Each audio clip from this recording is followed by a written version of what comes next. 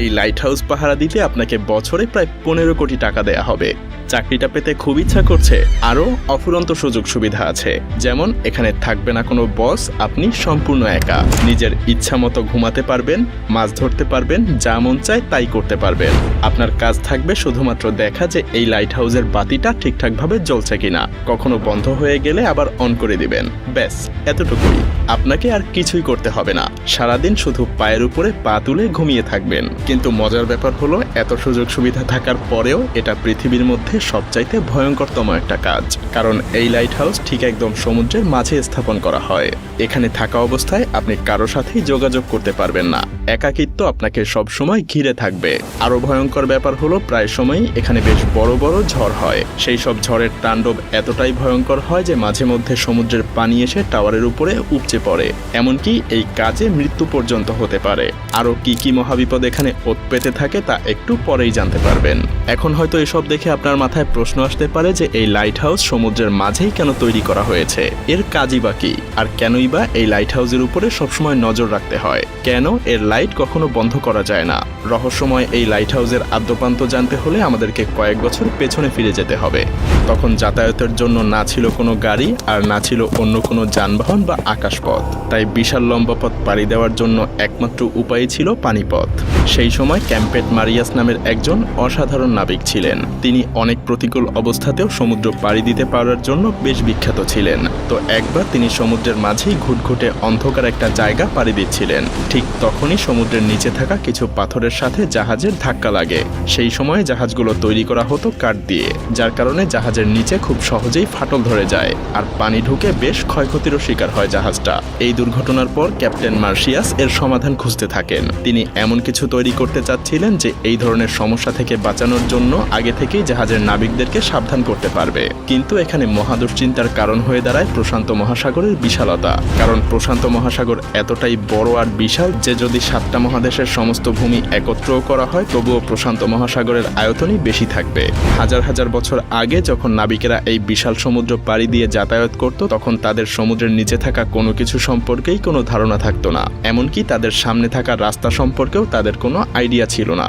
সেই সময়ে পথ নির্দেশের জন্য কোনো রকম প্রযুক্তি তো ছিলই না, যেটা তাদেরকে রাস্তা চিনতে সাহায্য করতে পারত। মূলত সেই সময় নাবিকদের সমুদ্র পাড়ি দেওয়ার জন্য সূর্যের দিকে কিংবা চাঁদ তারার উপরেই নির্ভর করে চলতে হতো। আর এই দিক নির্দেশনার সমস্যার জন্য চলতি পথে বাড়তি আরো দু একটা উটকো ঝামেলা এসে জড়ো হতো, যেমনটা ক্যাপ্টেন এলিসের সাথে হয়েছিল। একবার ক্যাপ্টেন এলিস তার নাবিকদের সাথে প্রশান্ত মহাসাগর পাড়ি দিচ্ছিলেন। তো একদিন রাতে হঠাৎ করে ঝড় শুরু হয়। পুরো আকাশ ঢেকে যায় কালো মেঘে। আকাশের সব তারাও মেঘের নিচে ঢাকা পড়ে যায়, যার কারণে প্রচণ্ড ঝড়ের মধ্যে তারা রাস্তা হারিয়ে ফেলে। যখন সকাল হয় তারা দেখতে পায় বিশাল সমুদ্রের মাঝে তারা হারিয়ে গেছে। তাদের কাছে তখন খাওয়ার জন্য কিছুই ছিল না, না ছিল পানি, না ছিল কোনো খাবার। ক্ষুধা আর তৃষ্ণায় নাবিকদের অবস্থা বেশ খারাপ হয়ে যায়। তারা সমুদ্রের বিশাল পানির মধ্যে থেকেও পানির অভাবে তৃষ্ণায় কাতর হয়ে গিয়েছিল। এমনকি অনেক নাবিক মারাও গিয়েছিল। এরপর অনেক কষ্টে ক্যাপ্টেন তীরের দেখা পায়। এরপরেই মূলত লাইট হাউস তৈরির যাত্রা শুরু হয়। মিশরের ভূমধ্যসাগরের পাশেই ছিল আলেকজান্দ্রিয়া। সেই সময়ে সেখানকার শাসক ছিলেন টলেমি দ্য সেকেন্ড ফিলাডেলফিয়া। কিন্তু এই রাজ্যের জন্য সেই সময় সবচাইতে বড় সমস্যা ছিল তাদের অবস্থান বা লোকেশন। আপনি যদি এই ছবিটা একটু ভালো করে লক্ষ্য করেন তাহলেই বুঝতে পারবেন এই শহরের মধ্যে প্রবেশের জন্য এই জায়গাটা দিয়েই যাতায়াত করতে হতো। আর এই জায়গাটার আশেপাশে অনেক বড় বড় পাথর ছিল, যার ফলে এই শহরে বাণিজ্য করতে আসা জাহাজগুলো যখন এই রাস্তা দিয়ে পার হতো তখন খুব সহজেই পাথরগুলোর সাথে জাহাজগুলোর ধাক্কা লাগতো। আর এর ফলে কখনো কখনো এসব জাহাজগুলো ডুবে যেত কিংবা বড় ধরনের কোনো ক্ষয়ক্ষতির সম্মুখীন হতো। তাই দিন দিন এই রাজ্যে বাণিজ্যিক জাহাজ কমে যাওয়ার কারণে অর্থনৈতিক দিক দিয়ে বেশ পিছিয়ে পড়তে থাকে। টলেমি তখন তার রাজ্যকে রক্ষা করার জন্য সেই সময়ের সবচাইতে বিখ্যাত আর্কিটেক্ট সস্ট্রাসাস অফ সিনিডাসের কাছে ছুটে যান। তার কাছে এই সমস্যা থেকে মুক্তির জন্য প্রার্থনা করেন।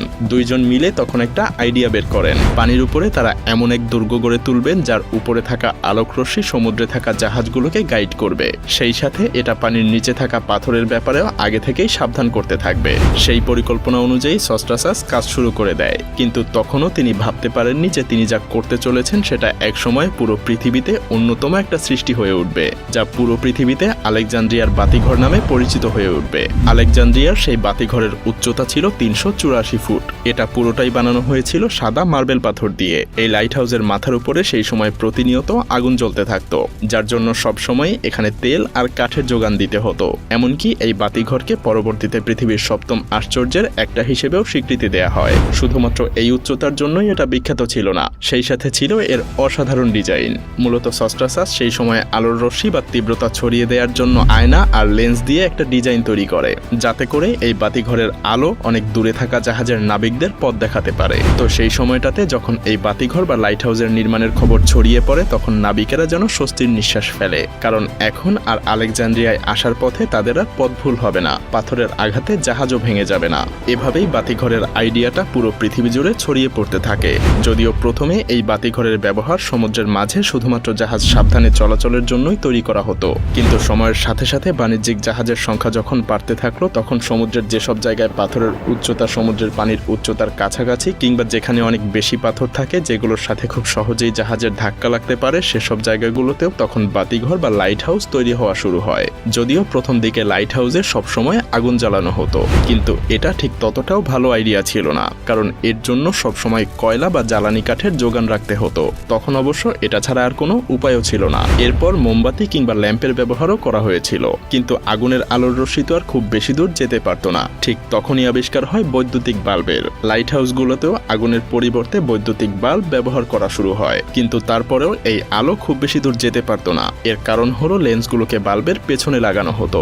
তখন সেই সময়ের বিজ্ঞানীরা আবিষ্কার করেন যদি লেন্সকে সামনে বসানো হয় তাহলে আলো আরো বেশি দূর পর্যন্ত পৌঁছাতে পারবে, কিন্তু সেই লেন্সগুলোতেও বেশ সমস্যা ছিল, কারণ তখনকার লেন্সগুলো ছিল খুবই মোটা। আর ঠিক তখনই ফ্রান্সের একজন বিজ্ঞানী ফ্রেসনেল তার বিশেষ এক ধরনের লেন্স আবিষ্কার করেন। তার বানানো এই বিশেষ লেন্সের মধ্যে দিয়ে আসা সমস্ত আলো সরাসরি গিয়ে একটা পয়েন্টে মিলিত হতো, যার ফলে আলো খুব সহজেই নির্দিষ্ট একটা পয়েন্টে অনেক দূর পর্যন্ত পাঠানো যেত।